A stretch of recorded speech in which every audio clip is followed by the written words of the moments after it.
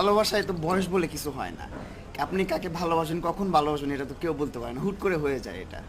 তাহলে প্রেম অন্ধ, এটা সত্যি? অবশ্যই। আচ্ছা, আমরা আরেকটা বিষয় জানতে চাই, প্রণয়টা কিভাবে হলো? আপনাদের বিয়ের গল্পটা একটু শুনতে চাই। আমাদের বিয়ের গল্পটা, আমাদের বিয়ে হয়েছে কিনা হয় না এইটাও আজ পর্যন্ত আমরা রিভিল করি নাই, বলি নাই। অনেকে বলতেছে আমরা বিয়ে করে ফেলছি, তাদেরকে বলি যে জানি না হয় না, হয়েছে কিনা হয় না। অনেকে বলছে হয় নাই, সেটাও বলি জানি না হয়েছে কি হয় নাই।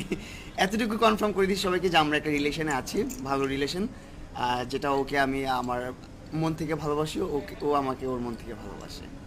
না, কিন্তু সামাজিক যে বিষয়গুলো থাকে, বিশেষ করে হচ্ছে আমাদের মুসলিম সমাজে, আপনিও ধর্মীয় রীতিনীতিতে জি বিশ্বাস করেন, অবশ্যই। তাহলে কি হচ্ছে এইটা আমরা কি বলবো আর কি?